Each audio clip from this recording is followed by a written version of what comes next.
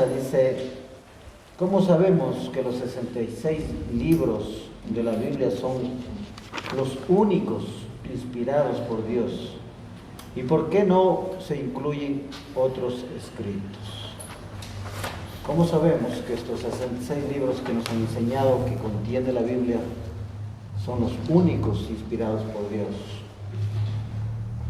¿Y por qué no se incluyen otros escritos? Con esa pregunta damos inicio esta noche a la sesión de preguntas y respuestas. Bueno, el canon bíblico, que canon quiere decir regla, esta ha sido aceptada a lo largo del tiempo. Primero, el Antiguo Testamento, el canon del Antiguo Testamento, todos sus libros han sido de una manera u otra citados en el Nuevo Testamento, sea por los apóstoles, sea por el mismo Señor Jesucristo o en las cartas escritas que los mismos han realizado. Los libros conocidos como apócrifos no tienen ningún sustento en la Escritura, nunca fueron citados por ningún apóstol, y el Señor Jesucristo tampoco los citó. Cuando, por ejemplo, nosotros vemos en Lucas 24, 44, dice, después Jesús les dijo, esto es lo que yo les decía cuando todavía estaba con ustedes, que era necesario que se cumpliese todo lo que sobre mí está escrito. Y lo cita, en la ley, en los profetas y en los salmos. O sea, el mismo Señor Jesucristo es quien da la validez al canon que lo manejó el pueblo de Israel durante toda su historia. Libros como el de Macabeos, el de Tobías, no son aceptados por el pueblo de Israel como inspirados. Luego, nunca fueron citados. Entonces, esto ya nos muestra de que hay una gran falencia en estos libros, que fueron introducidos inclusive después de los concilios en los cuales la Iglesia Universal dio por cerrado el canon, no porque a ellos les pareció, sino porque el acuerdo fue unánime y el Señor mismo inspiró que el canon sea cerrado en los concilios que se realizaron alrededor del siglo IV, ¿sí? Posteriormente, mucho tiempo después, la iglesia romanista, ya en época mucho más moderna, introduce estos libros, pero hay que tomar en cuenta de que estos no fueron aceptados ni históricamente ni por la Iglesia Universal, sino que es ellos que con el paso del tiempo lo toman. No es que estos libros no existían a la par de los otros libros, sino que no se los considera inspirados. ¿Por qué? Porque ya veíamos que una de las características para que se lo considere inspirados, ¿sí?, en el Antiguo Testamento, era que debían ser aceptados por el pueblo de Israel. Eso era básico, ¿ya? Y al no ser aceptados por ellos, entonces no tiene ningún respaldo. Lo que ha hecho la iglesia hoy contemporánea, o al menos en los primeros siglos, cuando el canon o la regla de la escritura se estaba estableciendo, fue tomar los libros del pueblo de Israel. Ninguno más, ninguno menos. ¿Ya? Entonces tomaron los 39 libros, y estos 39 libros son los que manejaron antes de la venida de Cristo, y son los que se siguen manejando después de la venida de Cristo. En cuanto al canon del Nuevo Testamento, tenemos que ver que los escritos apostólicos, estos comenzaron a circular por las iglesias y ser considerados como escritura. Esto lo podemos ver en Segunda de Pedro, si tal vez me acompañan, y alguien me puede también ayudar leyéndolo para... Segunda de Pedro 3, 15 y 16.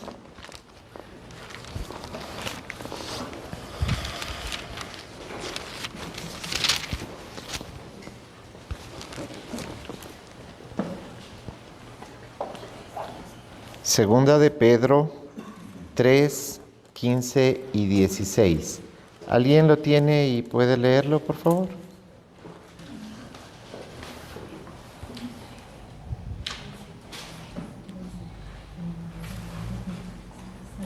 Sí, Janet, por favor, gracias. Y tened entendido que la paciencia de nuestro Señor es para salvación, como también nuestro amado hermano Pablo, según la sabiduría que le ha sido dada, os ha escrito, casi en todas sus epístolas, hablando en ellas de estas cosas, entre las cuales hay algunas difíciles de entender, las cuales los indoctos e inconstantes tuercen, como también las otras escrituras, para su propia perdición. Gracias. Aquí es el apóstol Pedro quien está certificando las cartas del apóstol Pablo. Y está diciendo que estas son inspiradas. No dice Pablo con su sabiduría, con sus dones, con sus talentos. No, dice inspirado escribe estas cartas. Entonces se comienza a dar validez. Esto podríamos también verlo en 1 Tesalonicenses 12:13 y vemos cómo las cartas están ya en la iglesia las está leyendo, los apóstoles mismo, aquellos que vivieron y estuvieron con el Señor Jesucristo, pueden dar fe de estas cartas porque no hay un testimonio de contradicción, más bien hay un testimonio de aceptación y respaldo a las cartas, viendo que es la misma doctrina. Recordemos también que los de Berea, y esto lo hemos visto en las últimas semanas, justamente en Tesalónica, ¿qué es lo que hacían? Escuchaban de buena gana las Escrituras y luego comparaban con los escritos del Antiguo Testamento. O sea, estaban viendo que lo revelado, lo que se revelaba en el Antiguo Testamento frente a lo que pasaría con el Cristo, estaba ahí en las Escrituras. Entonces ellos mismos daban fe de lo que había sido en el Antiguo Testamento dado, sustentaba lo que, por ejemplo, Pablo, el mismo Pedro, Juan, Lucas en los Evangelios, Mateo y todo lo que estaban escribiendo lo estaban certificando y lo estaban respaldando a través de un testimonio y dándose cuenta de que este testimonio es inspirado, mas no creado, ¿sí? Entonces, esa es una buena base como para decir que los 39 libros del Antiguo Testamento y los 27 libros del Nuevo, que forman el canon de los 66 libros que son los aceptados universalmente por la Iglesia y se mantienen hasta ahora, tienen un respaldo. Hay algo importante que, por ejemplo, para el siglo IV, había un consenso general sobre los 27 libros del Nuevo Testamento. Esto lo podemos ver en el Sínodo de Hipona del año 393 y en el Concilio de Cartago en 397 también.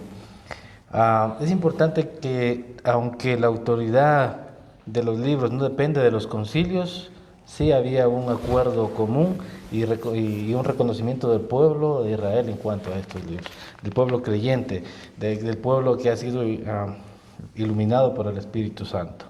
¿Ya? Entonces, la validez, como lo mencionó el pastor Juan Diego, en el caso de las cartas paulinas, vemos que un apóstol que caminó con Jesús, que estuvo juntamente con él, certifica cartas de alguien que, si bien es cierto, vimos que fue por revelación después de la partida del Señor Jesucristo, pero vemos que él está aseverando y avalando cada una de las cartas del apóstol Pablo. Por tanto, vemos que los libros del Nuevo Testamento son certificados por uno de los apóstoles que estuvo con el Señor Jesucristo.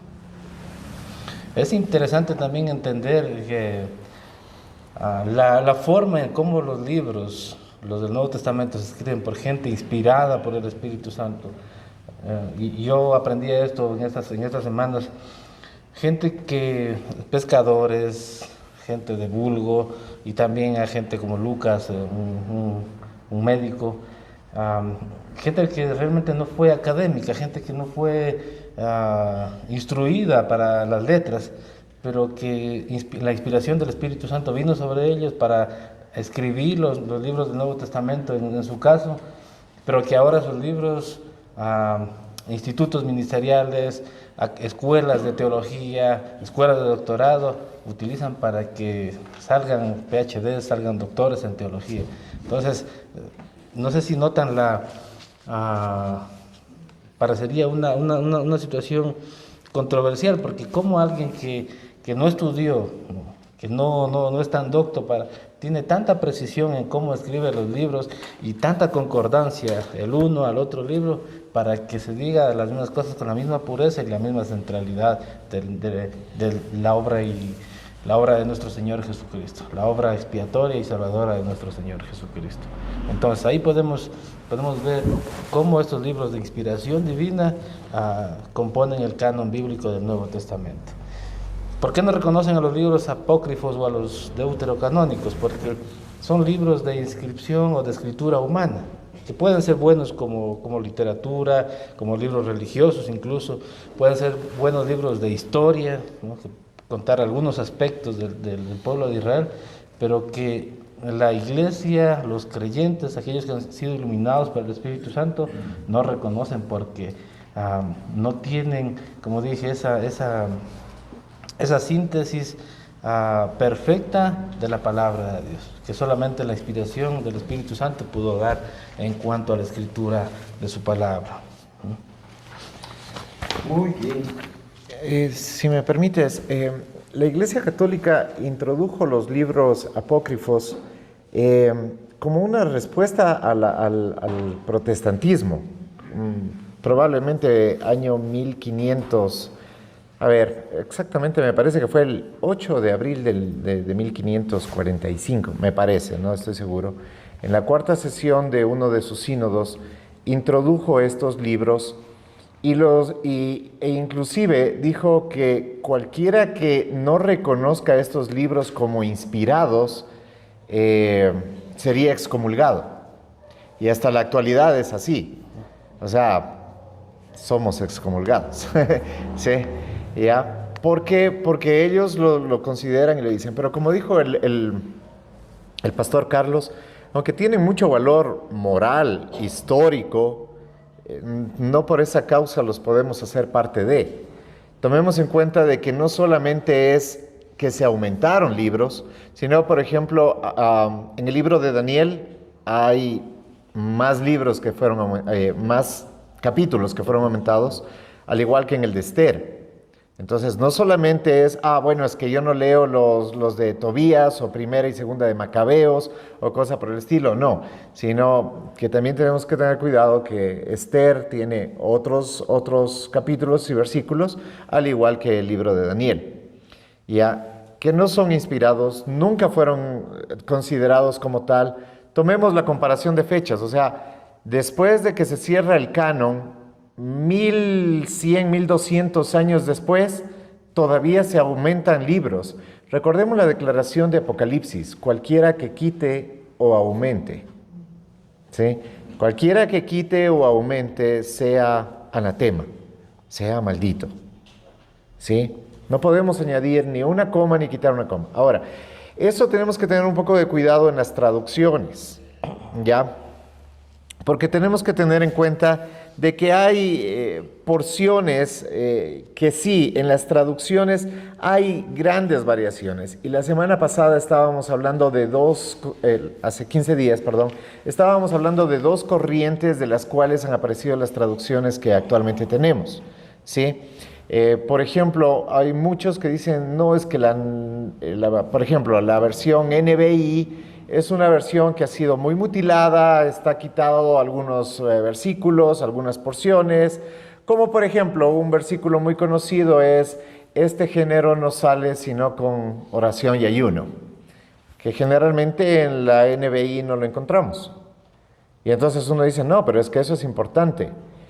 La verdad es que en los manuscritos más antiguos no está. La verdad es esa, no está.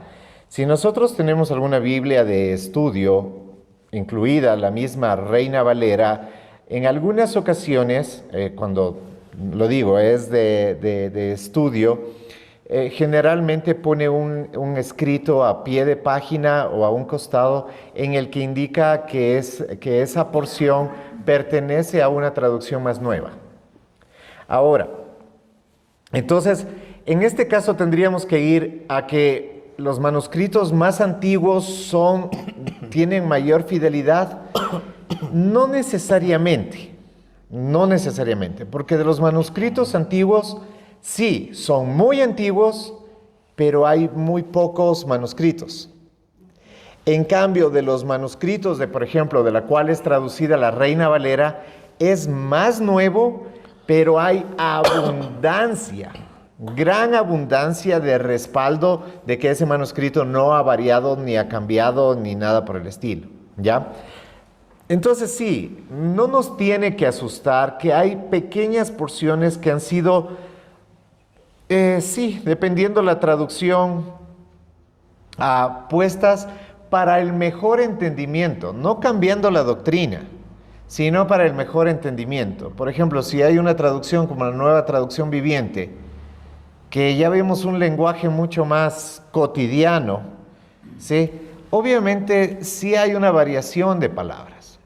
Ahora, ¿eso quita el sentido? No, no lo quita el sentido necesariamente, pero por eso es importante, y la recomendación siempre será que los cristianos, que no solamente leen la Escritura el día domingo, sino que lo leen en casa, tienen que rumiar la palabra, y al rumiar la palabra, escudriñarla. Escudriñar es propiamente lo que dice, no solamente dice leer la palabra.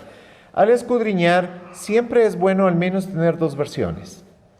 Al menos 2, lo ideal es 3, ¿sí? Porque inclusive para aclarar cualquier situación entre las personas, ¿sí? ¿Qué dice? Busca 1 o 2 testigos. Entonces aquí tú tienes testigos de la palabra. Entonces tienes una versión que es un testigo, tienes otra versión que es otro testigo y tienes otra versión que es otro testigo. Entonces, a través de una lectura seria de la Escritura, tú vas a tener un trasfondo lo más correcto y apreciado. ¿Eso quiere decir que la palabra de Dios se ha desdibujado? No, de ninguna manera. Si esto dependiera del hombre, hace tiempo ya no existiría. Recordemos cuántas veces la palabra de Dios ha sido atacada, ha sido tratada de ser eliminada. En la Segunda Guerra Mundial fue quemada casi en toda Europa, pero aún así el Señor mismo, como Él inspiró a los hombres del Antiguo Testamento, lo hizo con los apóstoles en el Nuevo Testamento, asimismo Él se ha encargado de preservar su palabra y que nos llegue hasta ahora. ¿Eso quiere decir que entonces no hay Biblias adulteradas? No, claro que hay Biblias adulteradas, y por eso hay versículos que deben ser muy importantes, como también lo conversamos hace 15 días, el de Juan 1:1, ¿sí? En el que habla acerca de la deidad de Cristo. Recordemos que aquel que niega la deidad de Cristo está negando la fe, está negando el principio fundamental del plan maravilloso de salvación de Dios Padre.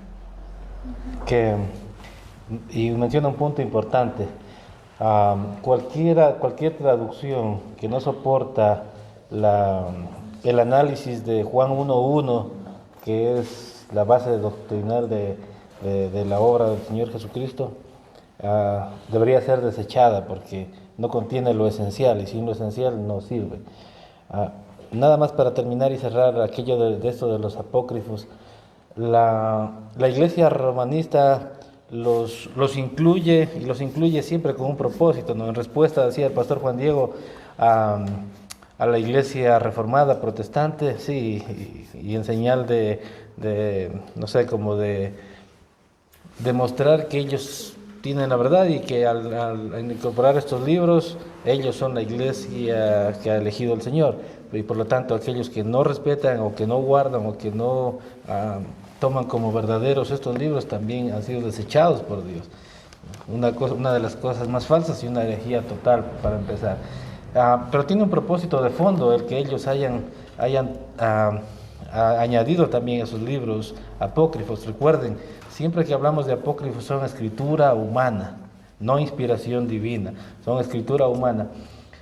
Pero hay algunas partes en las que ellos han utilizado para desarrollar doctrina fundamental para ellos, como este tema tan controversial que es el purgatorio, ¿no?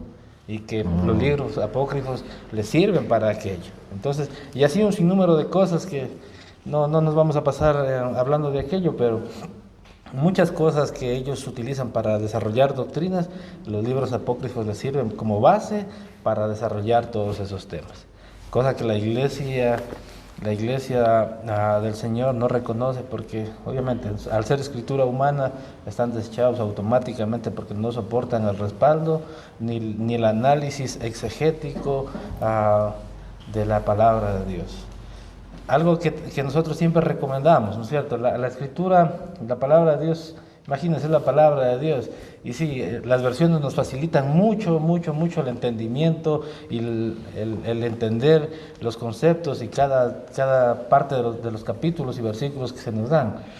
Pero nosotros siempre estamos recomendando, inscríbase, por ejemplo, en el Instituto Ministerial nosotros ya hemos dado cursos inductivos a la palabra, cómo utilizar el método inductivo, por ejemplo, para estudiar la escritura, la exégesis, cómo debe hacerse para estudiar, para leer la escritura. Entonces, ha habido oportunidades para que la iglesia, la congregación en nuestro caso, pueda capacitarse y pueda también desarrollar de mejor manera la lectura de la escritura.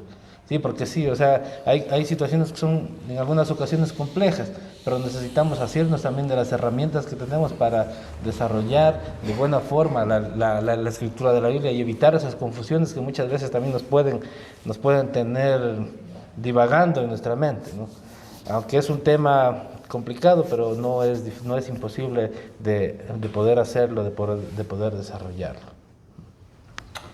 Ok, ¿alguien tiene alguna duda sobre los libros apócrifos? ¿O estamos de acuerdo como aquellos reformadores que rechazaron la inclusión de los libros apócrifos?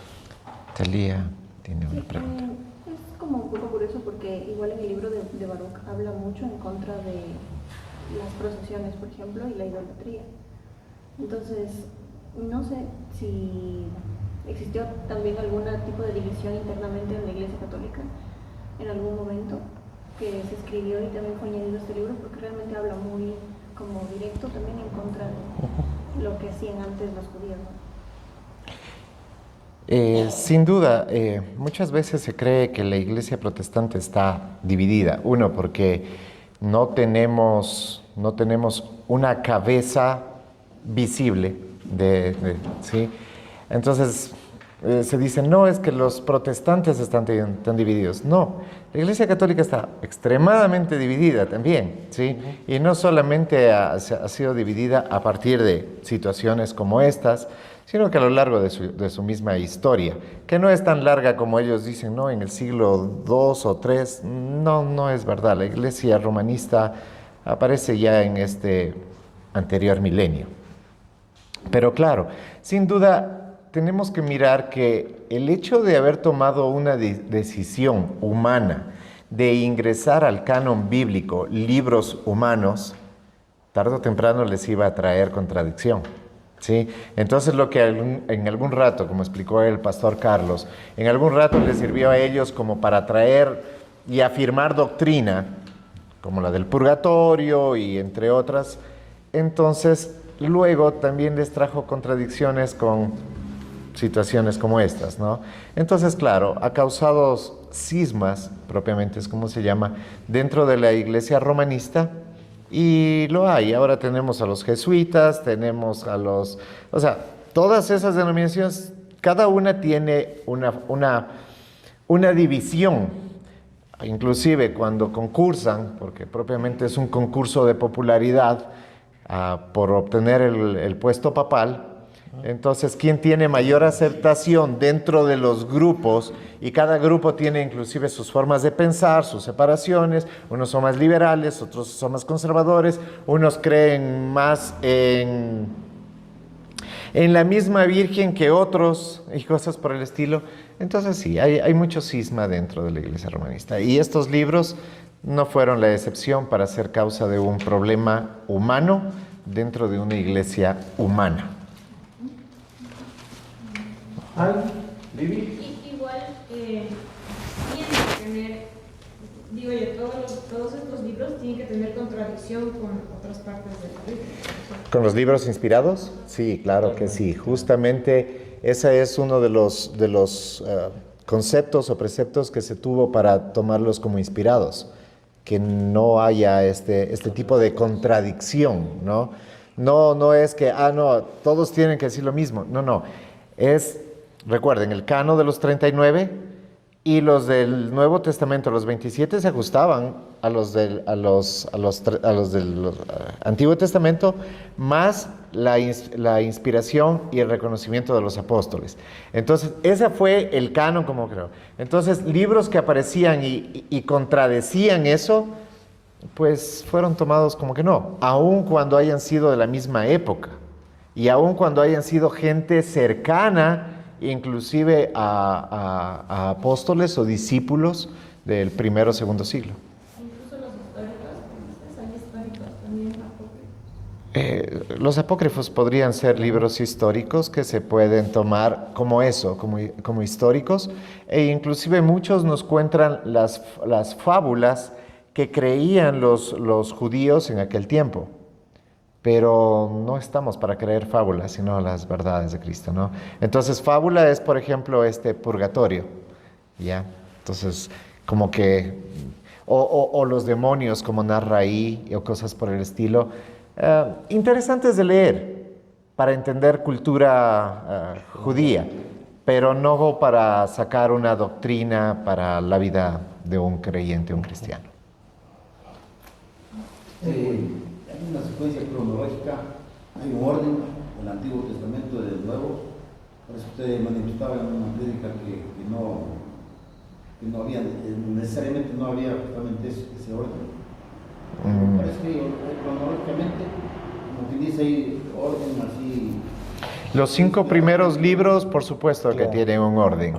Los primeros 5 libros, claro que tienen un orden, están contando la historia del pueblo de Israel, pero después de eso, el resto de libros, los siguientes 34, no tienen un orden cronológico. ¿Alguien más? ¿Alguna pregunta antes de pasar a la siguiente? ¿Alguna duda sobre los libros? ¿Sobre los inspirados? Hay algo que tener en cuenta, hermanos, es que los libros del canon se autovalidan a sí mismos por la coherencia doctrinal, por el poder transformador y la fidelidad a la revelación de Dios en Cristo. Entonces, un libro apócrifo no hace eso. Entonces, por lo tanto, ahí vemos el error. Perdón, serían las profecías, porque las que tienen esa concordancia y exactamente se cumplen y no tienen nada de todo fue como se dice, cumplido tal cual como estaba escrito. De los libros del canon, porque puede haber también, no necesariamente los apócrifos que tiene la iglesia romanista, sino también pueden existir otros libros apócrifos que pueden mencionar profecía y no necesariamente son verdaderos. Entonces hay que tener mucho cuidado. Estamos señalando que aquello que la iglesia ha aceptado como la verdad por inspiración divina de Dios es lo que nosotros tenemos que estudiar, lo que nosotros debemos escudriñar, no otras cosas que por más que nos parezcan interesantes, porque a veces ocurre esto cuando estamos hablando, por ejemplo, de profecía. En alguna ocasión ya se empezó a hablar de los ángeles y que por aquí y por allá. Entonces, como todo pensamiento humano y de hombre, empieza a desdibujarse y a irse por las fábulas, más no por lo necesariamente importante que es Cristo en nuestras vidas. Entonces, por eso es que es importante tener claro esto, que los libros apócrifos no tienen este poder transformador porque no son inspiración de Dios.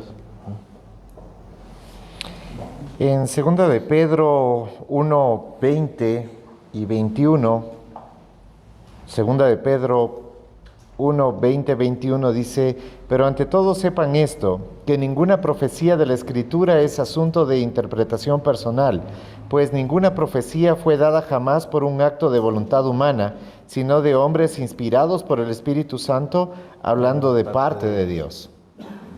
¿Ya? Los libros del Antiguo Testamento casi no hay ninguna congregación cristiana que tenga un problema con el canon, porque es el que lo guardó el pueblo de Dios. O sea, Israel durante los casi 1300 años en los que fue escrito, guardó su libro y lo hizo de una manera muy prolífera. Siempre fue evaluado, siempre fue analizado, y hasta la actualidad el mismo pueblo de Israel, sí, el contemporáneo, lo sigue manteniendo como tal. Y es lo que los rabinos lo tienen hasta la fecha. O sea, ¿sí? Aun cuando para ellos es crucial libros como Isaías, ¿no?, que habla acerca del Cristo, y todo, no todo calza, sino todo habla acerca de Jesucristo, de Jesús de Nazaret, y ellos aún así no lo pueden ver.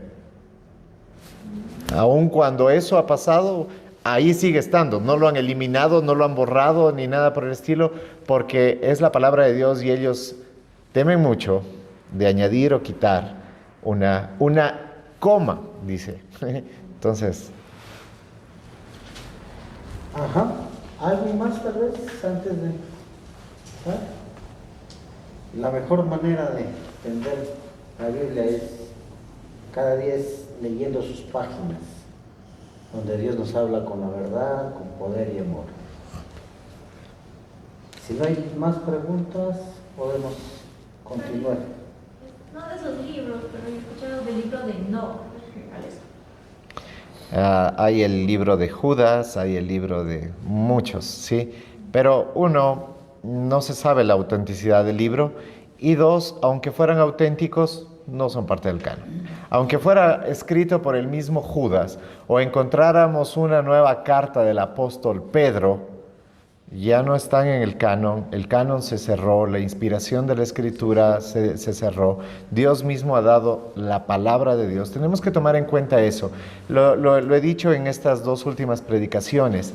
Si bien es cierto, tenemos mucha y abundante evidencia arqueológica y científica y testimonial, ¿sí? Tenemos que creer por fe de que este es el libro que Dios nos ha dado, y en fe lo que guardamos y lo creemos. Sí, ya no hay más. Ya no necesitamos nuevas revelaciones, porque todo lo que necesitamos conocer y seguir, Cristo, ya está escrito. Sobre Cristo ya está escrito. Ajá, nada más por allá, ¿no? A veces nos inquieta aquellos libros, ¿no? Y esta semana, mientras analizaba también un poco la información, me enteré que hay un libro del Apocalipsis de Pedro. ¿Por qué te inquietas en tratar de estudiar algo que no es inspirado por Dios, cuando nos faltará el tiempo para estudiar aquello que sí está inspirado por Dios? Bueno. Esa es la cuestión. A veces nos queremos irnos por lo que no nos ha mandado a hacer el Señor, cuando tenemos aquí lo que Él sí nos ha mandado a escudriñar, como diciendo y diciéndonos que ahí está nuestra esperanza de vida. Me parece interesante. Ya tenemos 66 libros inspirados. La siguiente pregunta. Vamos con la siguiente pregunta. Dice, ¿quién es Dios según las Escrituras y cómo es su naturaleza? ¿Quién es Dios según la palabra, según las Escrituras? ¿Y cómo es su naturaleza?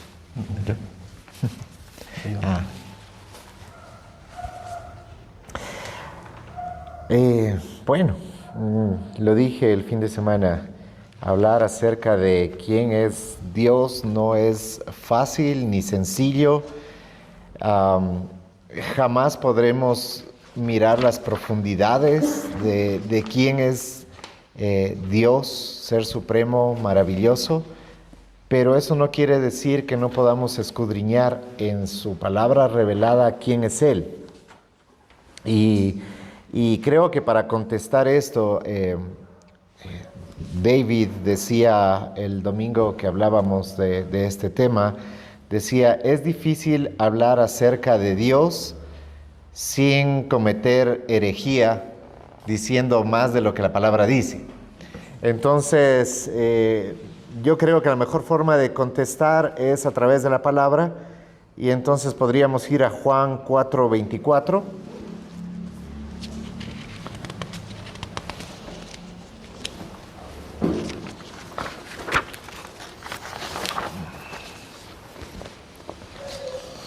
Si alguien lo tiene, lo quiere leer. Juan 4:24. Ok. Dios es espíritu y los que le adoran en espíritu y en verdad es necesario que le adoren.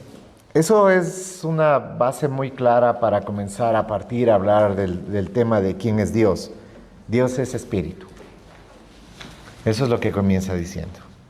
Dios es espíritu y los que lo adoran tienen que hacerlo de esa manera. No lo hacen a su manera, no deben hacerlo a su forma. ¿Por qué? Porque Dios, que es espíritu, quiere que ser adorado en espíritu y en verdad. Entonces, ese es el primer postulado.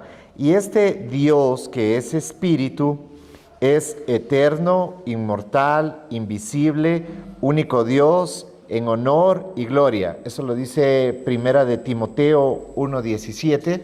Si tú lo quieres anotar, nos está mostrando que este Dios, que es espíritu, no debemos entender espíritu como Gasparín, ¿no? Como un fantasmita por ahí. Podemos nosotros mirar que lo que no podemos mirar es mucho más real de lo que podemos mirar, ¿ya? Nosotros estamos limitados por nuestro entendimiento y nuestra comprensión. Nosotros entendemos lo que podemos ver, pero lo que no podemos ver se nos vuelve muy complicado, muy difícil, pero eso no quiere decir de que entonces no exista o algo por el estilo. Por ejemplo, el amor. ¿Dónde nace el amor? Muchos podrán decir en el corazón, pero no necesariamente es así, ¿sí? El amor es algo que sí lo sientes, tiene mucho de decisión, por supuesto, pero también es algo que sientes. Es algo que está ahí. ¿Y en dónde está? Y antes de tener espíritu, porque estábamos muertos en nuestros delitos y pecados, ¿no sentías amor por alguien? No, sí, seamos honestos, sí sentimos amor, o sea, ¿o acaso no te enamorabas y hasta metías las patas por eso? O sea, ya, exactamente, o sea, no es el amor ágape de Dios, pero es amor, o sea, podemos llamarlo filial, podemos llamar amor eros, puede ser, pero es amor, ¿ya? Y ese amor, hablando en general, no del amor de Dios, el amor ágape, sino el amor en general, ¿dónde está? ¿Dónde está limitado? ¿Cómo lo explicas? ¿Sí? Pero ¿quién puede decir el amor no existe? Solo aquel que está despechado, pero es por esa causa, porque está despechado. Pero el amor existe, ¿ya? No lo puedes explicar en su totalidad, no puedes ni siquiera vivirlo en su totalidad, ¿sí? No puedes sentirlo en su totalidad, pero tampoco puedes negarlo. Tampoco puedes decir no hay. No puedes decir, o sea, aunque sea el amor imperfecto, pero está. Hasta por último decimos, ay, es que mi perrito me ama. O sea, entonces expliquemos el amor. El amor es algo exclusivamente de los humanos. O sea, el amor ágape sí, exclusivamente de los humanos. Pero hablando del amor en general, ¿cómo lo explicamos? Si te das cuenta, si con algo que lo sentimos, todos lo sentimos, o lo hemos sentido, aunque estés resentido ahorita, ok, pero algún rato lo sentiste, por eso estás resentido, ¿sí? Y busca consejos si estás resentido, ¿ya? Pero lo has sentido. Entonces, si algo así nosotros podemos aceptarlo totalmente, ¿por qué no podemos aceptar a Dios que lo vemos en su creación? Que lo vemos en cada rasgo y en cada para conocer y entender, para conocer acerca de su existencia y aceptarla como tal, ni siquiera necesitamos la Escritura, porque Él se ha revelado a través de su creación y poder. La misma Escritura lo dice. La Escritura la necesitamos para entender su plan, su amor y su disposición hacia el hombre, pero no para saber que Él existe. ¿Cuántos antes de conocer, y lo dijimos también hace 15 días, los incas no tenían la Biblia, pero tenían el entendimiento de que hay alguien más grande que ellos? Los mismos griegos, antes de ser predicados por Pablo, tenían un montón. Y hoy por hoy, en la India, en Pakistán, en donde tú quieras que te vayas, no hay un lugar que sea 100% ateo. No, aquí nadie cree. No.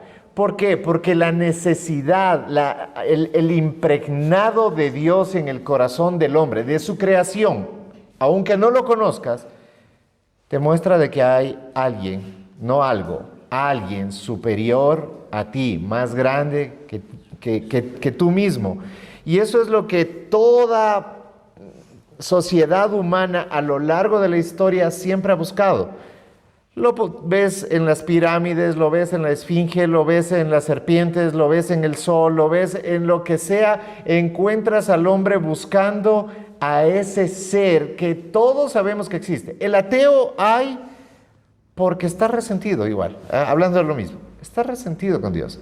Y es más fácil negar a Dios que arrepentirse de su pecado. ¿Sí? Es más fácil creer en una fábula, porque es una fábula. Es más fácil creer en la fábula de la evolución, porque toda ciencia debe ser probada. Y la evolución, en el sentido que se habla de que una ameba pasó a ser un tiranosaurio rex y luego ese tiranosaurio... O sea, eso es una fábula, porque ni la misma ciencia acepta un cambio de filum, ¿ya? O sea, no puede ser. Un perro es un perro. El perro no va a terminar siendo gato al paso del tiempo. O sea, no, la misma ciencia lo dice, eso no es posible. De que hay una evolución corta, sencilla, eso claro que sí, es sencillo ver. Vemos a los pingüinos de Galápagos y vemos a los pingüinos de la Antártida, nos damos cuenta de que hay una evolución. Pero el pingüino sigue siendo pingüino. No es que el simio se convirtió ahora en tu abuelita. Pues no pasa así. O sea, que haya parecidos no quiere decir lo otro. O sea, definitivamente eso la ciencia no lo aprueba y se necesita mucha fe para creer en eso.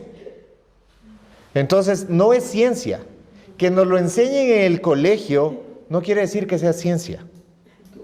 ¿Ya? Entonces, eso es algo que tenemos que tener muy, muy claro para... ¿Ya? Entonces, ahí, ¿por qué parto de ese punto? Porque estoy tratando de dar a entender lo que traté de explicar el domingo. No podemos comprender a Dios, pero no podemos negar su existencia cuando nuestro mismo ser nos está mostrando de que ahí está, de que Él existe. ¿Lo puedo explicar? No lo puedo explicar, como no puedo explicar el amor. Pero así como siento el amor, puedo sentir a Dios, a este espíritu que es una persona, porque la persona tiene atributos como los que se le dan, ¿no? Que puede sentir, que puede pensar, que toma decisiones, o sea, es una persona, ¿sí? Con cualidades y atributos mucho más grandes que nosotros. Es inmortal. Nosotros seremos eternos, pero hemos tenido un principio. En cambio, Él es el alfa y el omega. O sea, Él no está limitado por el tiempo, nosotros sí. Y eso nos cuesta entender. ¿Cómo? Es que el tiempo es lineal, ¿no? Él está fuera del tiempo. Por eso el pasado, el presente y el futuro para Él es el presente. Ahí está. ¿Cómo entiendo eso? No lo entiendo. Por eso diseñó el tiempo para nosotros. El cronos. Que inclusive los griegos lo creían un dios. Algo importante con respecto a esto es que debemos entender que por más que analicemos y estudiemos, hablar de Dios es sumergirse en un océano de información acerca de Él que no vamos a poder comprender ni en toda nuestra vida. Primero por nuestra limitación intelectual y de conocimiento, porque imagínense entender a Dios en toda su plenitud, ¿no? Seríamos igual a Él. Es algo absurdo, no va a suceder.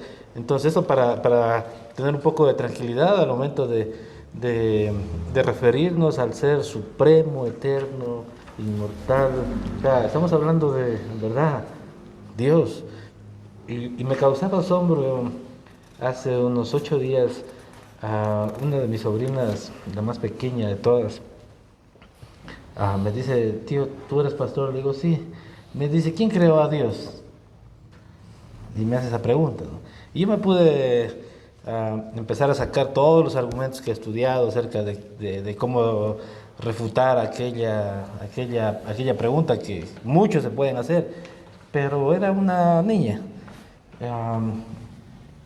Mi respuesta puntual y corta fue: mijita, Dios no fue creado, Él es el que es. Su palabra dice en su palabra dice: yo soy el que soy, Él es el principio y Él es el final.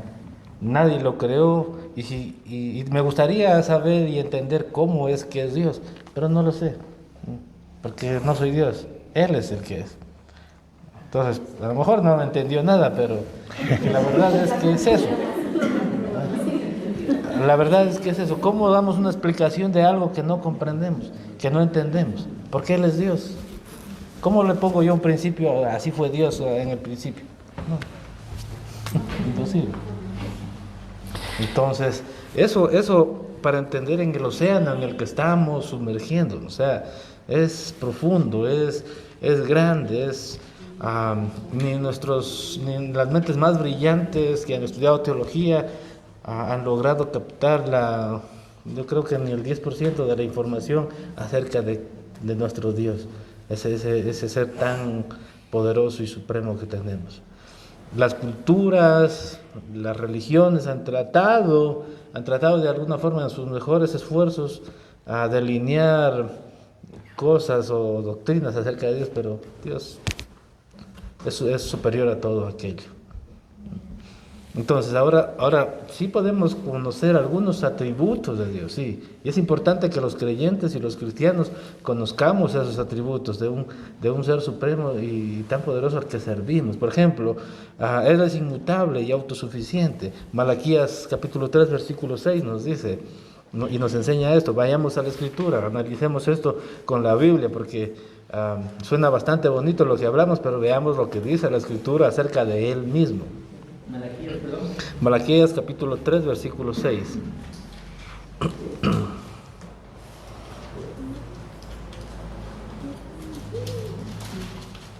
Y otro puede ayudarme también buscando Éxodo capítulo 3, versículo 14. Y alguien más puede ayudar buscándome Hechos capítulo 17, versículo 24 y 25.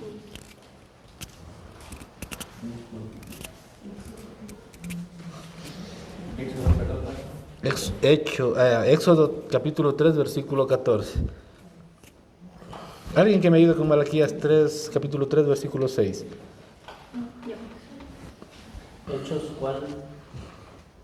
Hechos capítulo 17, versículos 24 y 25. Porque yo Jehová no cambio. Por esto, hijos de Jacob, no habéis sido consumidos. Lo está diciendo él mismo. Él es inmutable, no cambia. No, como decía, y una de las cosas que siempre tenemos que tener en cuenta es que Él es el que es por los siglos de los siglos y los siglos. Él no está sujeto al tiempo, no. Él diseñó el tiempo y eso es algo que debemos entender nosotros siempre. Miren, un pequeño aspecto que se plasma en la Escritura, y uno de los salmos nos dice que un día en su presencia es como 1000 años. Imagínense, para nosotros 1000 años es historia de vida, pero para Él es nada. En el día que nosotros conocemos, ahora habría que ver para Él qué tanto es un día. Éxodo capítulo 3, versículo 14. Y respondió Dios a Moisés: yo soy el que soy. Y dijo: así dirás a los hijos de Israel: yo soy, me envió a vosotros. Y ahí creo que me respalda la respuesta que le di a mi sobrino, ¿no? ¿Quién es Dios? Él es el que es.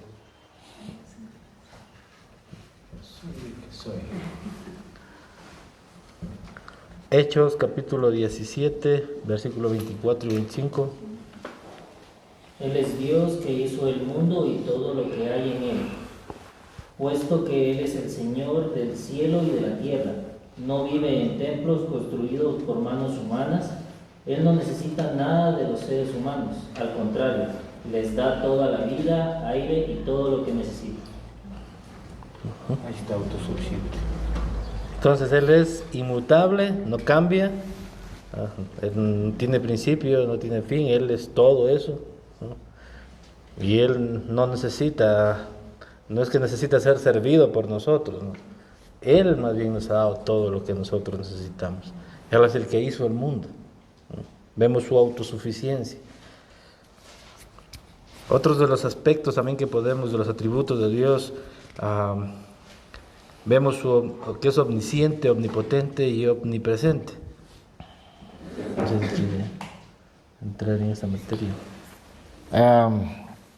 Antes de entrar a eso, me gustaría explicar un poquito, porque me parece que el domingo toqué el tema, pero siempre es necesario profundizarlo, y el pastor Carlos estaba hablando acerca de la inmutabilidad de Dios, el no cambio, ¿no? Y cuando leemos estos versículos que vimos, ¿no? Como el de Malaquías 3:6, porque yo Jehová no cambio, por esto los hijos de Jacob no habéis sido consumidos. Y así tenemos algunos. Pero tenemos otros como Génesis 6:6 y dice: y se arrepintió Jehová de haber hecho al hombre en la tierra. Y luego en Éxodo 32:14 dice: entonces Jehová se arrepintió del mal que dijo que había de hacer a su pueblo. Y luego en Jonás 3:10 dice: y vio Dios lo que hicieron y se arrepintió del mal que había dicho que les haría. ¿Hay una contradicción en las Escrituras? No, de ninguna manera. Esto es la utilización del lenguaje antropomórfico. O sea, es el lenguaje que se ha utilizado en la Escritura para que el hombre entienda lo que Dios hizo, mas no la naturaleza de Dios. Juan Calvino lo dice de esta manera: cuando la Escritura dice que Dios se arrepintió, no se refiere a un cambio de su voluntad, sino que acomoda el lenguaje a nuestra capacidad para describir cómo actúa Dios en relación con nuestros actos. No está hablando de que Él cambió su naturaleza, lo que está utilizando es un lenguaje que nosotros podamos entender. Podríamos, desde nuestro entendimiento, decir: entonces Dios sí se arrepintió. No, porque la palabra de Dios dice que Él no cambia. Quien cambió fue el hombre. El hombre es el que cambia. Por ejemplo, Él cambia de trato, o mejor dicho, Él es inmutable frente a la justicia y a su misericordia. Por ejemplo, la paga del pecado siempre será muerte. Esa es su justicia. Pero la respuesta al arrepentimiento siempre, no algunas veces, no la mayor cantidad de veces, siempre será misericordia. ¿Ya? Entonces, esa inmutabilidad tenemos que tomarla en cuenta cuando leemos este tipo de versículos que parecieran, o bueno, que en lenguaje humano están diciendo Dios se arrepintió.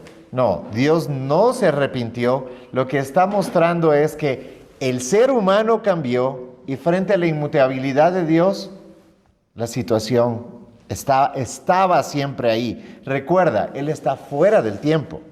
Y eso es justamente lo que da el punto, o me dio el pase a gol sobre el tema de la omnipotencia, omnipresencia y omnisciencia de Dios, ¿no? En el Salmo 147:5 dice, grande es nuestro Señor y de mucho poder, su entendimiento es infinito. ¿Infinito hasta dónde llega? Exacto, es infinito, ¿sí? Por tanto, es omnisciente, Él todo lo sabe, porque su conocimiento, su sabiduría no tiene fin, es lo que dice la Escritura.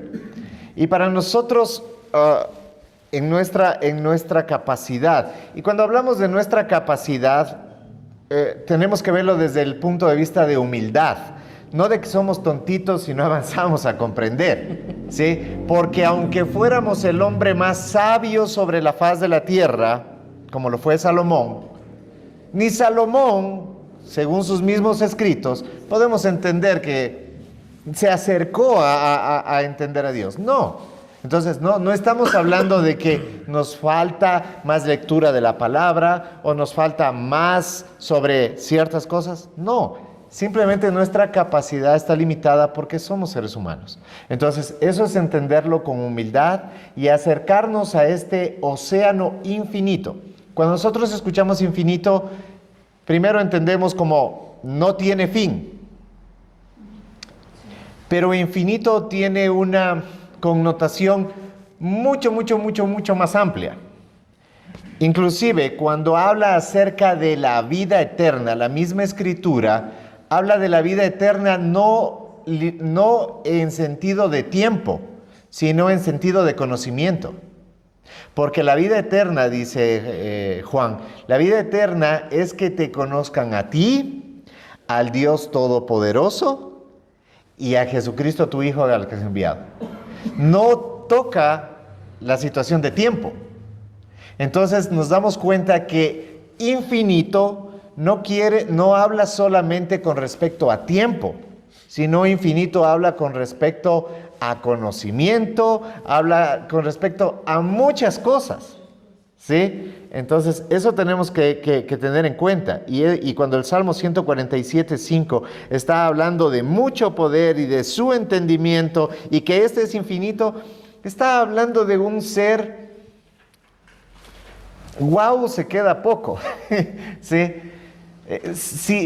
Si de cerca pudiéramos entender una milésima de quién es Dios, creo que nuestra reverencia, nuestra vida de santidad, nuestro compromiso sería totalmente diferente. Y no me refiero al de los que están un poco apartados, el de todos. La cosa es que no avanzamos a entender, pero ni el inicio de lo infinito que es nuestro Dios. ¿Sí? Por otro lado, si ustedes buscan en Jeremías 23:24, ¿sí? Y si alguien me ayuda con Mateo 19:26, alguien que levante su manito y diga yo Mateo 19:26. Gracias por su colaboración. Ok, gracias Vivi. Mientras tanto los demás, me imagino todos están buscando Jeremías 23:24. Sé que están absortos y sé que están así como, no entiendo, sí. Mateo 19:26 también. Sí.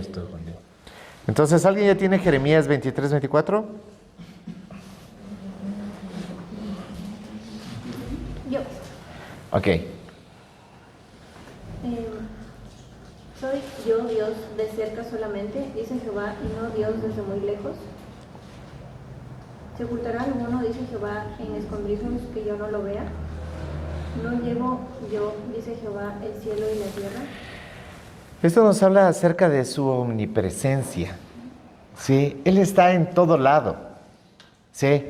A veces decimos, no, es que ahí en esos prostíbulos, en los bares, en las discotecas, ahí no está Dios.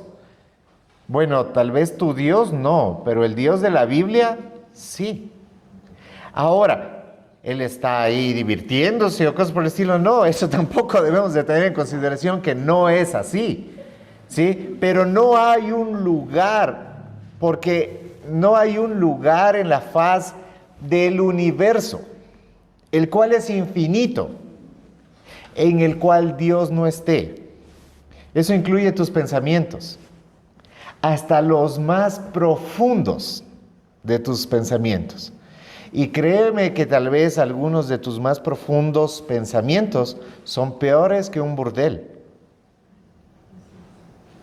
¿No lo has pensado alguna vez de esa manera? Y el Señor está ahí. El salmista dice, ¿a dónde huiré de tu presencia? Aunque fuera a la profundidad del mar, que nadie puede ir a la profundidad del mar. Los que lo intentaron la última vez terminaron, sí, ya. Aunque fuera a las profundidades del mar, tu presencia está ahí. O sea, lo está diciendo desde un punto de vista para que nosotros podamos entenderlo. Aunque subieran las montañas más altas, donde no todos llegan, y en ese tiempo ni siquiera podían llegar porque no tenían oxígeno para llegar. Tu presencia estará ahí. Eso es para que nosotros lo entendamos, pero va mucho más allá. Está en todas partes, incluido tus pensamientos. Incluido aquello que tú sabes, ni siquiera tú sabes que estás sintiéndolo o pensándolo, Él está ahí. ¿A dónde huiré de tu presencia? No hay un lugar que no esté, porque Dios está en todo, en todos, a través de todos y aún mucho más allá. Nosotros no hemos llegado todavía a pisar Marte. No, Él está donde el universo se acaba.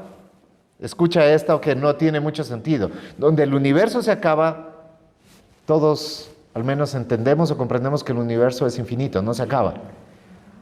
Dios todavía está más allá. Es para decir, ¿ah? Sí, justamente. Es para decir así. ¿Y alguien tiene ya Mateo 19:26?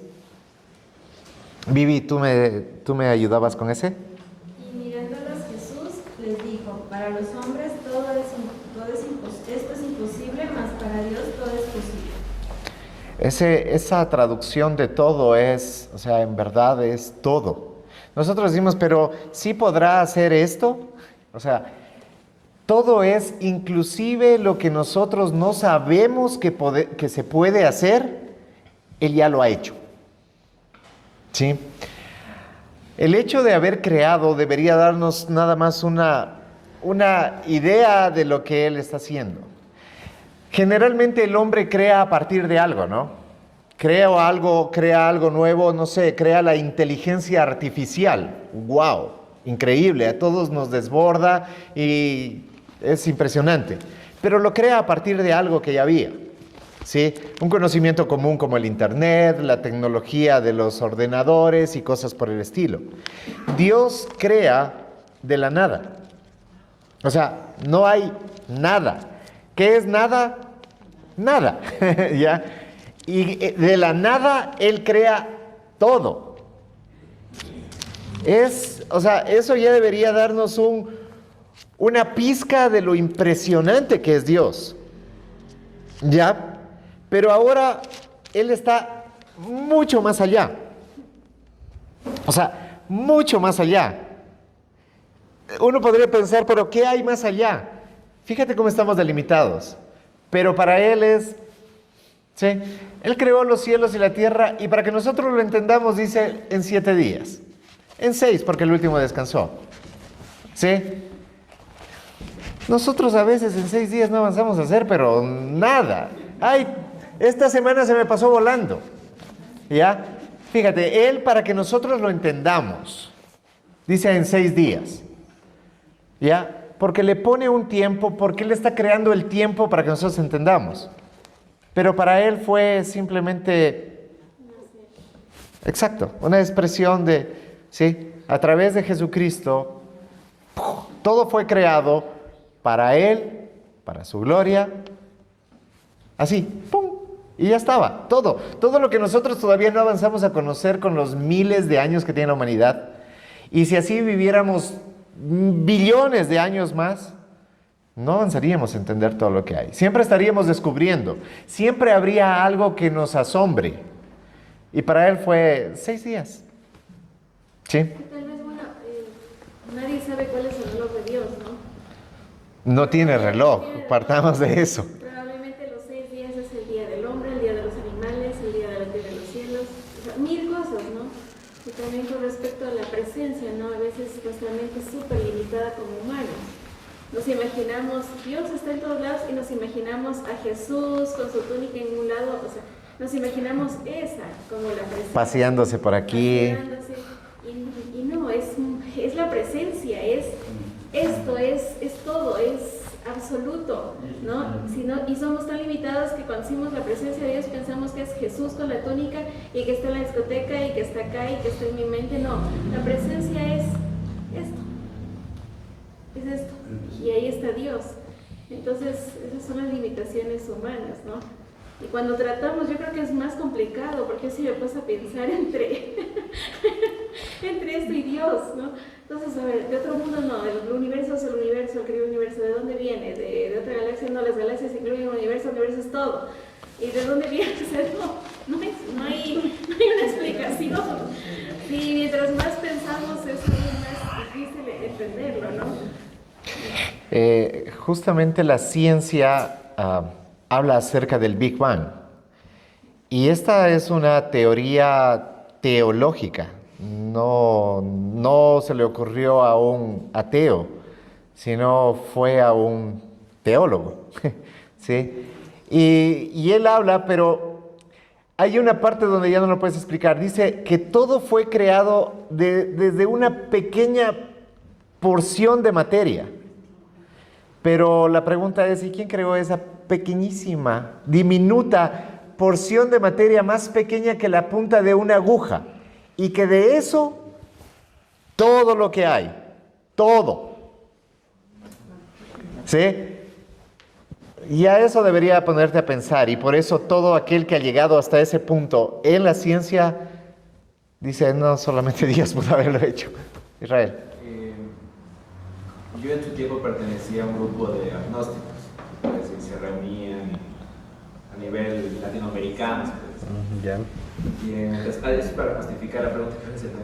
Y siempre llegábamos como que a una pequeña conclusión de que nos dábamos cuenta de que el ateo, el agnóstico, que más sabía de ciencias, de materia oscura, teoría de cuerdas, el Big Bang, todas esas ciencias ya más fuertes, nos dábamos cuenta de que todos los que lo entendían en ocasiones estaban como que en esa capacidad de entender la idea de Dios, esta idea de atemporal, eterno, infinito, todo así, y que extrañamente se acercaban en ocasiones a la creencia. Pero por otro lado, mirábamos que en estos debates que se armaban entraba mucho creyente, no solo cristiano, sino de diferentes religiones, y que ellos vuelven su necesidad de demostrar o querer entender, como decir, no, es que encontraron tal cosa en el Mar Rojo, encontraron no sé qué, o Dios es esto, o dice cuánto, entender esa idea se terminaba en ocasiones frustrando, y luego llegando al nivel de poner en duda lo que para mi parecer luego yo ya lo entiendo un poquito mejor ahora, la importancia de la fe antes de que la razón, o sea, porque les soy muy honesto, en estos debates nunca ganaba un creyente. Les juro, nunca ganaba, pero nosotros mal nos preparados. Que eso les hacía que su fe la veían como pequeña, cuando la fe tal vez era la parte más importante para poder entender. Yo creo que esta idea, y aquí va mi pregunta, o sea, conocer o entender a Dios, porque al final del día yo digo, ya lo mencionamos, o sea, yo creo que, y me pongo en la perspectiva de entenderlo, va a ser muy difícil, y creo que a través de la razón del humano, frustrante. Pero no sé si tal vez sea conocerlo. Yo digo por el caso de la pregunta, o sea, para la vida diaria de un cristiano, y lo digo como alguien que pasó en el agnosticismo muy fuertemente, vale la pena adentrarnos de manera así, como decir, a entenderlo, a quererlo entender, que cómo funciona, de cómo piensa. Y no lo digo como un aspecto conformista, es decir, me conformo con que sino vale la pena en serio que querer entender a Dios. ¿Quieres responder tú? Desde mi punto de vista, yo diría que sí vale la pena. Porque mientras más ahondo en la escritura, más cuenta me doy de mi necesidad de él. Mientras más he profundizado en la exegesis, en la homilética, en todas las herramientas que nosotros estudiamos y tratamos de utilizar para instruirnos, más cuenta me doy de su posición y de la mía. Y por eso me es necesario a mí seguir haciendo. Obviamente la fe es lo primordial para el creyente, pero a mí particularmente, por eso digo desde mi punto de vista, y eso es algo personal, para mí sí es importante. No concibo, y digo, no concibo un creyente que se mantenga en decir solamente por la fe y no estudie, no escudriñe incluso aquello que Dios mismo nos ha dado. Entonces sí, y yo sé que nos faltará la vida, como lo dijimos en algún momento. No llegaremos a conocer ni el 1%, sí, yo creo que el 10% es demasiado exagerado decir que alguien llegará a conocer, pero ni el 1% acerca de Dios. ¿Por qué? Porque es un misterio, Dios es un misterio, ¿no? No es un enigma, él es un misterio, no vamos a avanzar a comprender. Y algo que dijo Diego, sí, no es por falta de inteligencia, es porque Él supera toda cuestión de inteligencia, todo raciocinio, toda lógica, toda ciencia, porque Él es todo, de sus atributos es eso. Entonces, pero sí, para nosotros como creyentes creo que desde mi punto personal, creo que sí, es importante conocerle, porque conoces su gracia, su misericordia, conoces quién o a qué Dios está sirviendo. Y Juan Diego hizo una apología un poco graciosa, ¿no? Y a lo mejor el Dios de alguien que no sabe en qué Dios está creyendo puede pensar de que Dios no va a estar en un prostíbulo o en una discoteca, porque es que Dios no toca nada de lo inmundo y Él no se junta con los pecadores. Eso es un raciocinio que la religión probablemente le enseñó, pero no es exactamente lo que la Biblia dice acerca de Dios, ¿no? Él está en todo lugar. Entonces nosotros permanecer en ese tipo de raciocinios humanistas que probablemente nos llevan a desenfocarnos del conocimiento, de la búsqueda de Él, creo que nos podría jugar también en contra. Entonces sí, para mí personalmente sí, yo considero de que sí. Es importante, es un deber incluso como creyentes, como cristianos. Tal vez para dar un poco más de claridad, creo que hay una confusión entre entender y conocer. ¿Sí? Entender a Dios es imposible, porque si lo entiendo a Dios, yo sería el Dios de Dios, ¿ya? Entonces, imposible. Pero conocer, como lo dijo el pastor Carlos, es nuestro deber como cristianos, debemos conocerlo y conocer lo que nos ha sido revelado, lo que no nos ha sido revelado, no, ¿sí? Yo puedo conocer a mi esposa, nadie diría, no, es que no conoce a su esposa, conozco a mi esposa, pero hay mucho que no conozco todavía de mi esposa, pero no puedo decir que no la conozco. El mismo caso contigo, nos conocemos, es innegable. ¿Sabemos todo el uno del otro? No. ¿Sí? Imagínate con Dios. Entonces, el conocimiento de Dios y la misma palabra de Dios nos habla acerca de ese conocimiento. Debemos conocer a Dios, ¿sí? Porque si queremos adorarlo de la forma correcta, debemos conocerlo. No puedo adorarlo si no lo conozco. Intentaré adorarlo a mi forma, a mi manera, pero eso es inválido. ¿Por qué? Porque te di mi conocimiento, te di mi revelación, ¿ya? Y en cuanto a lo que no, Hebreos 11:6 nos tiene la respuesta más clara, ¿sí? Pero sin fe es imposible agradar a Dios, porque es necesario que el que se acerca a Dios crea que le hay. Fíjate, ahí está hablando de creer, ¿sí? No se refiere a sí creo que puede existir, no. Creo es una convicción, porque la misma definición de fe habla de convicción y de certeza, que son dos palabras absolutas con respecto a eso. Yo debo creer que Dios hay para poderme acercar a Él, si no, en vano. Si yo me acerco desde una hipótesis, ¿sí?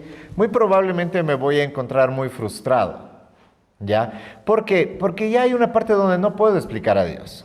O sea, si quiero convencer a un ateo desde el punto de vista 100% científico, ya fracasé.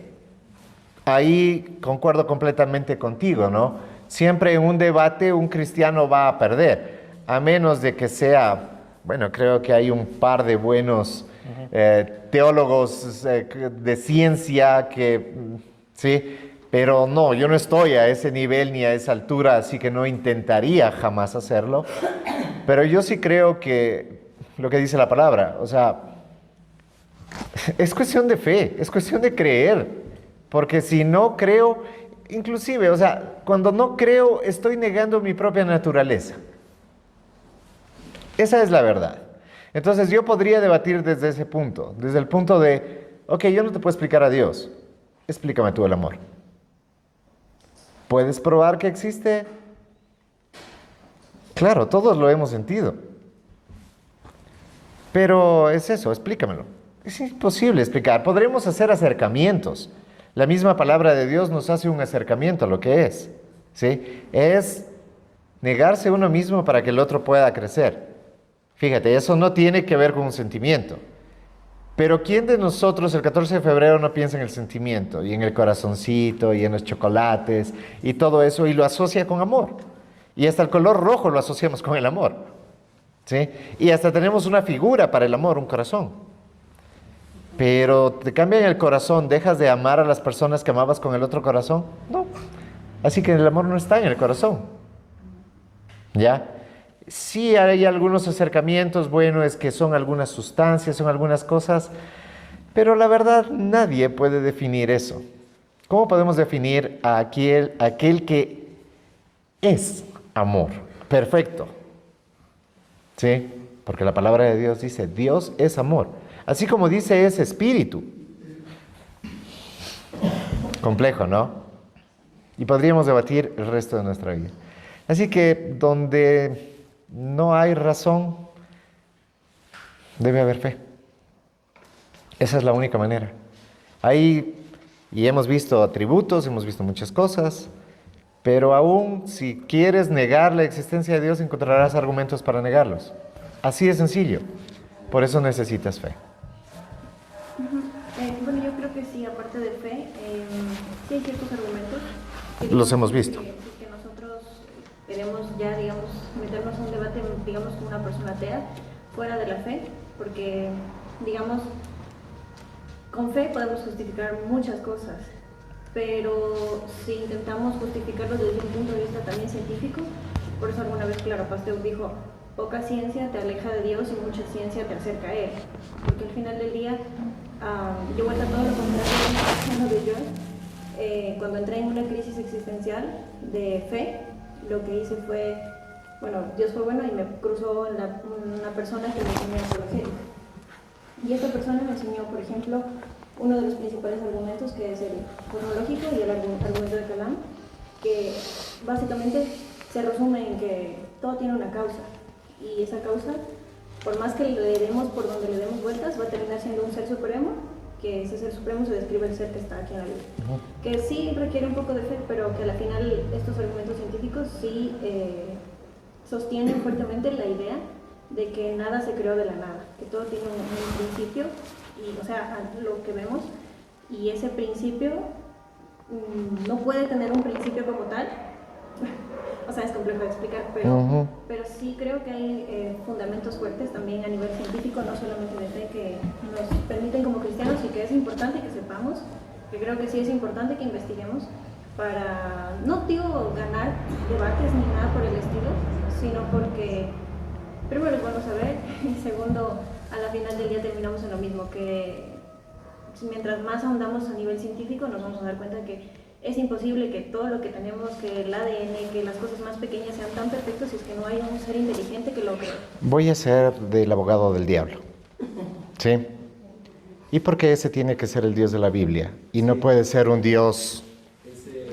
Exacto, ese es el argumento más fácil. O sea, ¿por qué ese tiene que ser el Dios de la Biblia? Si te das cuenta que la ciencia, o sea, por más que explique todo lo que sea, no te lleva al Dios de la Biblia.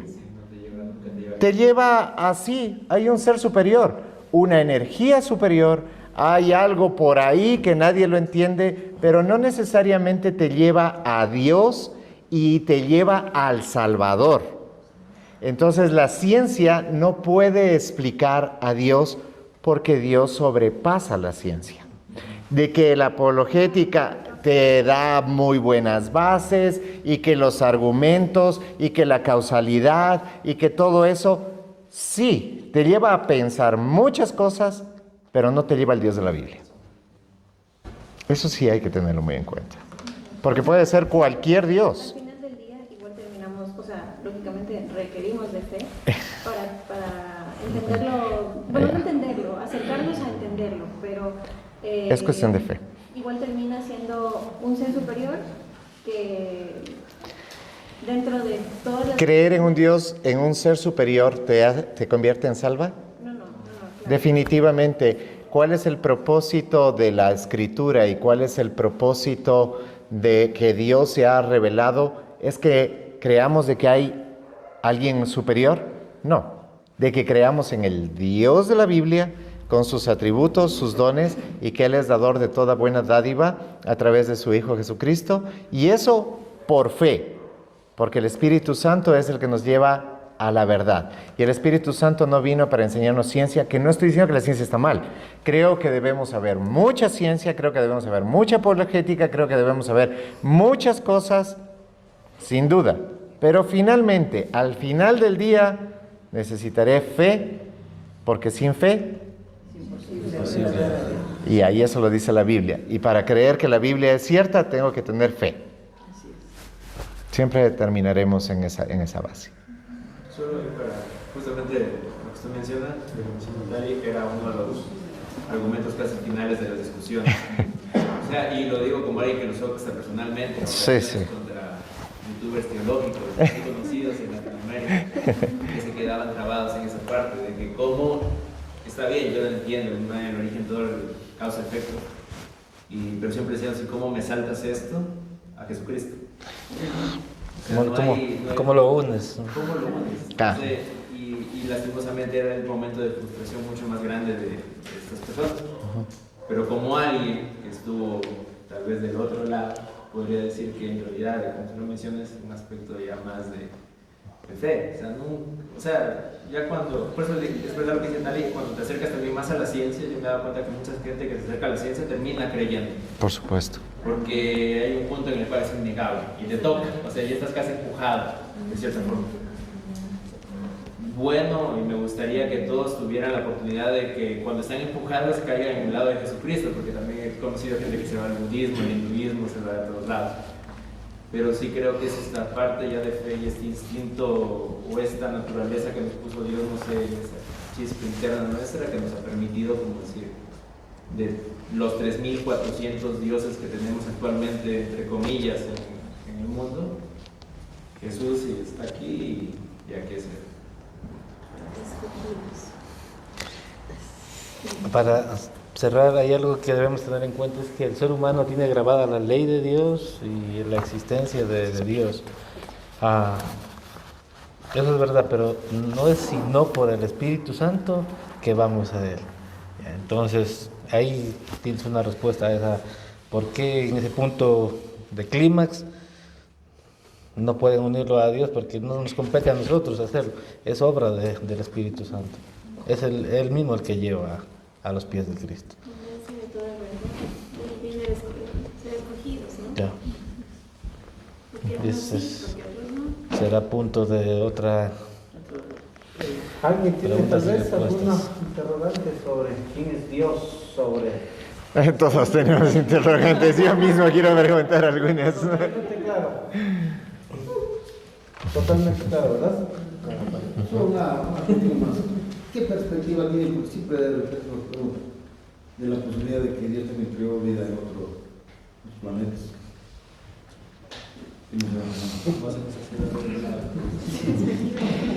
Dice la palabra de Dios que el hombre es su máxima creación. ¿Sí? No lo está limitando, pero tampoco está revelando otra situación. Ahora, si Jesucristo y la forma de salvación es inmutable, Jesucristo murió aquí en este planeta y murió por los hombres y mujeres de este mundo, ¿sí? porque si no el libro fuera dado en otros lados y créanme, si habría extraterrestres ya hubieran venido a hacer la peregrinación, hubieran ido a Israel y todo eso, como cualquiera de nosotros lo haría si tuviera los medios para hacerlo, creo, ¿no? En un sentido personal, yo diría que no. Sí, yo diría que no. El hombre es la excelencia de su creación, lo dice la palabra, y muestra el plan de salvación muy dirigido hacia aquí, hacia nosotros. Y habla acerca de la creación, y habla acerca de la creación del hombre y de los animales y de todo, en una suposición tan clara que te hace pensar que es en la tierra. Porque si no, habría otro libro que cree que en Marte el Señor dijo y todo ese tipo de cosas, y esta ya fuera la tercera o cuarta creación, va en contra de la doctrina que está en la palabra revelada. Entonces yo, de mi entendimiento de las Escrituras, diría que eso es imposible. De que hay cosas que no se pueden explicar, claro, lo acabamos de ver, y hay cosas que no puedo explicar. No es que un platillo volador, es que esto, es que una silla daba vueltas. Sí, y no digo que eso no ocurra, digo que no se puede explicar, pero tampoco podría explicar que son los extraterrestres o cosas por el estilo. En un sentido personal, no sé si el panel tenga otra precisión. Yo sí creo en los extraterrestres. En los de Marvel, yo fanático de Thor número 1. Creo en la película. Sí, la verdad es que el plan de Dios es muy específico, incluso su plan de redención apunta a estar con Él como obra, al ser el ser humano su obra maestra, y todo ese plan dirigido a que estemos con Él. O sea, te hace pensar mucho de qué necesidad tendría o de que exista algo similar en otro lugar. Pero como dijo el pastor Juan Diego, creo que no podríamos limitar tampoco, y ese sí es mi punto de vista. No podría decir como un punto, creo que no hay más. Creo que sigue siendo igual un misterio que solamente Dios lo sabe. Pero creo que personalmente sí, esta es la obra maestra del Señor. Porque envió a su hijo. Porque vio a su hijo morir por él. Envió en forma de hombre. O sea, no sé si murió en otro lado, entonces ya contradice este libro. Por tanto, el libro ya no es correcto. Y entonces ya estamos hablando de que no es el mismo Dios. Pero eso nos lleva a una pregunta. Si el hombre es la mayor creación, la obra maestra de Dios, ¿por qué falló? ¿Ya? Y ahí la situación es esta. Si Dios hubiera creado a alguien perfecto para la adoración, hubiera mostrado que es imperfecto al crear, porque no le da la voluntad de decidir entre lo bueno y lo malo.